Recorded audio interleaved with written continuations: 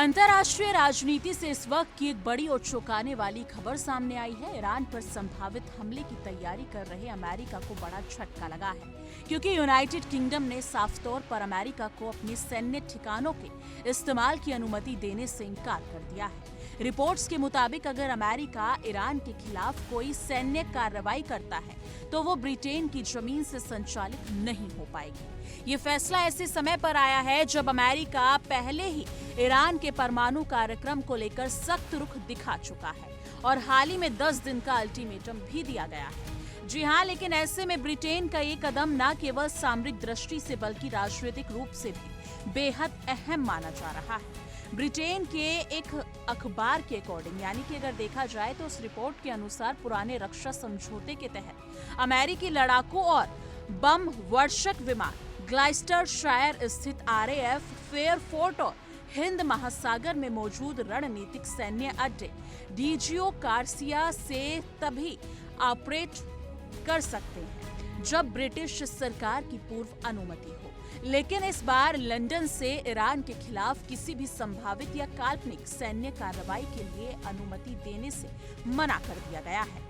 Britain का तर्क है कि बिना स्पष्ट कानूनी आधार के किसी हमले में शामिल होना अंतर्राष्ट्रीय कानून का उल्लंघन माना जा सकता है। यानी लंदन फिलहाल किसी भी ऐसी कार्रवाई से दूर बनाए रखना चाहता है कि उससे वो इतना दूर रहे जो उसे वैश्विक स्तर पर कानूनी या नैतिक विवाद में डाल दे।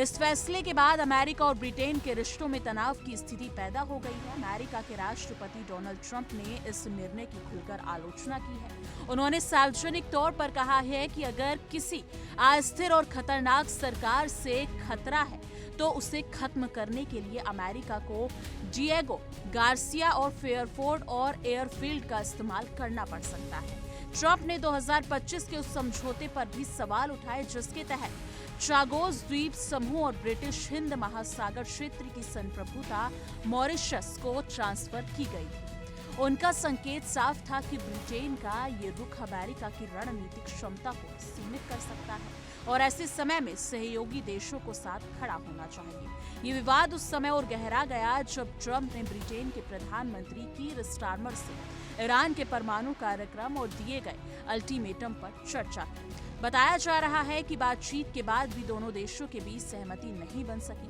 ट्रंप ने यह भी संकेत दिया कि यदि ईरान ब्रिटेन या उसके सहयोगी देशों को निशाना बनाता है तो कार्रवाई अंतर्राष्ट्रीय कानून के तहत वैध मानी जाएगी। लेकिन ब्रिटेन फिलहाल किसी भी संभावित सैन्य टकराव से खुद को अलग रखने की रणनीति पर चलता दिख रहा है। ये स्थिति ट्रांस अटलांटिक रिश्तों के लिए एक नई परीक्षा मानी जा रही है, क्योंकि अमेरिका और ब्रिटेन दशकों से करीबी सैन्य साझेदार रहे हैं। रणनीतिक दृष्टि से देखें तो डिएगो गार्सिया अमेरिका के लिए बेहद अहम सैन्य अड्डा है।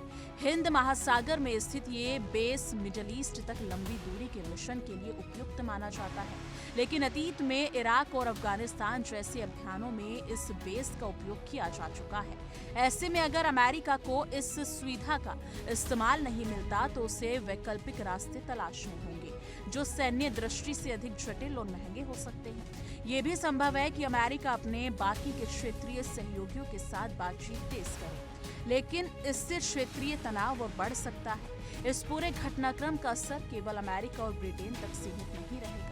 अगर अमेरिका बिना व्यापक अंतर्राष्ट्रीय समर्थन के ईरान के खिलाफ कदम उठाता है तो मिडिल ईस्ट में तनाव चरम पर पहुंच सकता है।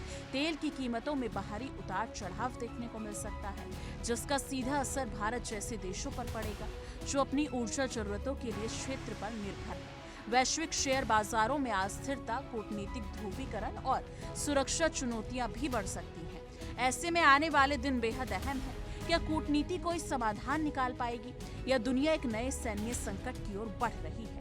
ये देखना बाकी है। फिलहाल इतना तय है कि ब्रिटेन के इस फैसले ने अंतर्राष्ट्रीय राजनीति में नई बहस छेड़ दी है और दुनिया की निगाहें अब अमेरिका के अगले कदम पर टिकी हुई है। लेकिन इस मुद्दे पर आपकी क्या कुछ राय है? कमेंट सेक्शन में अपनी राय जरूर साझा कीजिएगा। देखिए इंडिया डेली 24/7 अब आपकी स्मार्ट टीवी पर।